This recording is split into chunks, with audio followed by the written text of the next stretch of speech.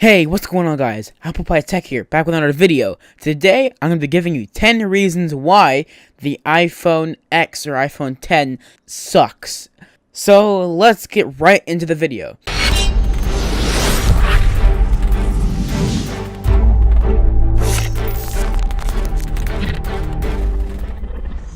So, the first reason is, this is a first-gen product. So, Apple said in their keynote on Tuesday the 12th, they said that this product will lead the next 10 years in advancements. It's basically like they're just starting over with the iPhone 1 or the iPhone 2G. Like these first generation products, the iPhone 4 had the antenna gate. The iPhone 6 had the bend gate. These bugs will be later fixed in a S release. That's why they call them the secondary edition, or the 6S, or the 5S. Where they fix some of the bugs and they add some features, so they're just saying this phone is slightly better than the last predecessor. So these features in these phones might be very good right now, but all the kinks that will be created with this phone will then get sorted out in the S release, in the iPhone 11, and in the iPhone 12. All these phones will be better than this one. So that brings me to the second point. The second point is price. This phone starts at a price $999.99. Or you can just be a normal person and round up to $1,000, or roughly 1,150 euros. By paying $1,000 for this iPhone, you are basically telling Apple that it is okay to charge a ridiculous amount of money for a piece of hardware that you put into your pocket. No, it is not a surgery that is life-threatening. It is not a computer that you can do anything you want off of. Yeah, you can do some things with a phone, but with $1,000 towards a computer or towards fixing of your car, that's a lot of money to put into something that you just put in your pocket. Basically paying for the display for this phone. You can get phones with equivalent displays for $700 or less. And the equivalent price range of this phone, the LG V30 and the Samsung Galaxy Note 8, those phones have 1440p displays in up. This phone is just barely scraping by with 1080p. So that's not acceptable. It is unbelievable to pay $150 more to go from a 64 gig base model iPhone to 256 gigabytes. Apple probably should have started with the base model as 128 gigs and then charge $100 more for the 256 gig. Or if they want to have a 64 gig, they make that phone $900.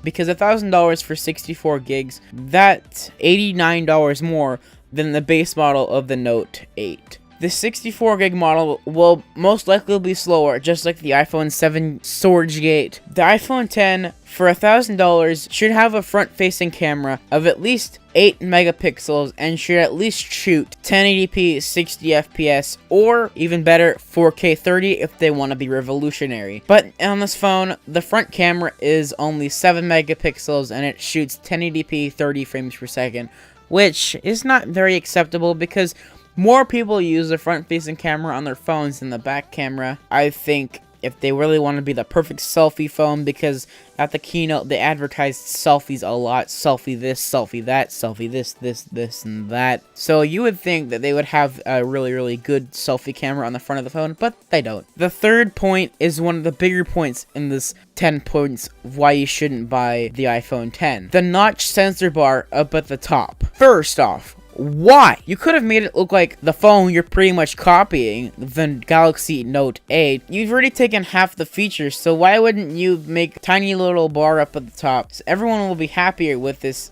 than the stupid bar at the top. This looks like something that some cheap phone manufacturer company would do. What I say by that, if you rotate your phone landscape and have the volume rocker facing up like this, you will have the notch bar to the right of the phone. With that notch bar to the right of the phone, if you're searching on the web page and then you have the scroller being cut off, that bar honestly looks really ugly. I know they were going for the infinity screen, but either they could have embedded those underneath the screen. There's no excuse for them having this there. So the fourth reason why you shouldn't buy this iPhone is the screen. I already brought this up in the second point, but this is the fourth point. So I'm going to be going more in depth on why the screen is so bad on this phone. So this phone, according to some people that have had hands-on with this, and I saw it in Everything Apple Pro's video link will be down in the description, that the iPhone X's screen goes up to only 625 nits of brightness. Now that compared to the 1,100-ish nits of the Note 8, that is very, very dark, because the iPhone X will look like it's off while it's in direct sunlight. My iPhone 5S has Retina display, which is the exact same resolution, for $300.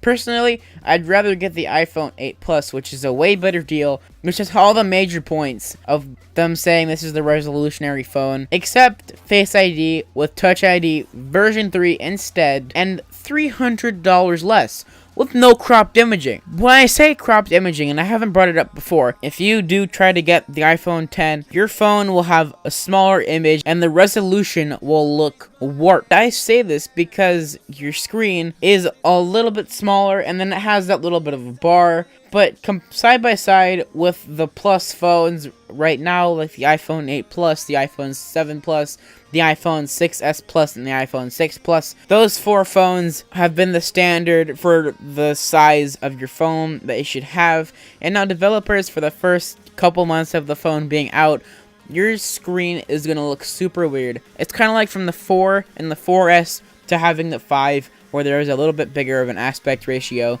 So there you saw the black bars up at the top and the bottom. You will kind of have something like this where your picture doesn't look quite crisp. It'll be because it's a smaller phone and with a different aspect ratio. My fifth point is Face ID. Face ID is you staring into the soul of your phone, not that it has one. To look at it to send a text is not worth it. Apple, you could have embedded Touch ID into the bottom of the screen for people to use their fingers to open it. Speaking of no home button, first you remove the headphone jack, and then you remove the home button. What's next? No calling because nobody uses it? What the heck? You either must pick it up or press the side button to wake it up. Plus, since there's no home button, Siri will then get forgotten, and then when you try to turn off your phone and turn on your phone, Siri will then get woken up. You will be most likely startled because you have forgotten Siri is still on your phone. Unless you're like one of those 1 out of 1,000 people that actually uses Hey Siri function. Watch, please shut up. I think that this Face ID thing is kind of a gimmick because it didn't even work in their keynotes. So that's really saying something, Apple. $999.99 is not only what you're going to be spending for this phone. So, therefore, more money needs to be spent to get the perfect phone. Not only is the darn phone $1,000, but you need to buy a $113 power plug to charge it. And then, with the back glass, you will be more likely to crack it, and then the rigidity will be gone because there's no aluminum on the back. Now it just basically looks like an iPhone 4 and 4S because of the wireless charging feature. That's a 5+ year old hardware from Samsung, because half the phone is made by Samsung anyway. You will need to buy cases, screen protectors, all these features to cover up an amazing phone and aesthetic wise, because you don't want to be going back to Apple saying the back of my phone cracked because it slipped out of my pocket because the entire thing is glass and I can't seem to get a hold of my phone. That's a great marketing move for Apple, but is it really gonna convince people to buy it? Because they're gonna always have to bring their phone back into Apple, and then if Apple charges you $200 to replace your screen, more people are gonna want to go to those scamming places in the mall. Pick your battles, Apple. Do I want people to be going against you, buying your phone, not coming to you for services because your phone breaks all the time and then you're charging them an outrageous amount of money? I don't think so. So my seventh point, this video is getting really long. So your old phone will get a boost of speed with an iOS 11. So it'll make it feel more snappier and give some more resources back. The iPhone 7, 7 Plus, and 6S, I mean success, because that was their #1 selling phone in the last couple years, and the iPhone X SE are all awesome phones that are chart toppers. So wait until iOS 11 comes out, see how your phone handles on iOS 11, and then contemplate on whether dropping another grand on a phone really is worth it to you if you have all the money in the world. So the 8th point is the processing power. So this phone has 6 cores and each core has a ½ gigabyte of memory. That is not a lot of memory considering the OnePlus 3 and OnePlus 3 Plus phones have had 4 gigabytes of memory, and those phones are a couple years old. And this phone has 3 gigabytes of memory. But I see where they're going with 3 gigabytes of memory because they don't want to outcompete their iPad when their iPad is meant to have more resources than this phone. So Apple, you release this phone with at least 6 gigabytes of RAM. And then you should go and replace that iPad Pro 12.9 inch with another iPad Pro 12.9 inch and have at least 8 gigabytes of RAM and an 8-core processor in it. That's just my suggestions, because if I'm just bashing on this phone and I'm not giving any suggestions why they should make it better and how they should make it better, then that's just me being a hater. And I don't want to be a Jake Paul hater because I don't want dabbing on this iPhone, because the iPhone will just dab back on me. So 2 of these 6 cores are for the speedy processes, so that is your games, your video rendering, I don't even know what people do these days on their phones. And then the other 4 cores are for battery saving. So 4 cores that are a lower clock speed will require less juice than 2 cores at a much higher clock speed. For $1,000, I would expect at least 6 gigabytes of RAM. My 9th point is that there is no home button with the iPhone X. Apple made this controversial decision to remove the home button in favor of a big corner-to-corner display. The home button has been replaced with a swipe-up gesture. It is not very intuitive, which makes the X behave differently from any other iPhone out there. On other iPhones, including the newly announced iPhone 8 and iPhone 8 Plus, swiping up opens the control panel. Samsung has done a much better workaround on this in the Galaxy Note 8 and S8. You can just simply hard press where the home button would be, even if it's not visible inside the full screen. Apps and games, it's simply more intuitive. We only wonder why Apple couldn't figure this out. Like I said earlier, they could just have Force Touch since the screen includes 3D touch. They could have had a Force Touch feature where you Force Touch hard down on the screen. They got a fingerprint scanner down below the screen. So, the 10th point and the final point of this rant on the iPhone is that there is no stylus. Most of you guys would be saying, oh, why do I need a stylus? Well, with the bigger screens and the more real estate on those larger screens allows for you to do pretty much anything you want out of that device. The iPhone should have a built-in stylus, just like the Galaxy Note 8 has the S Pen.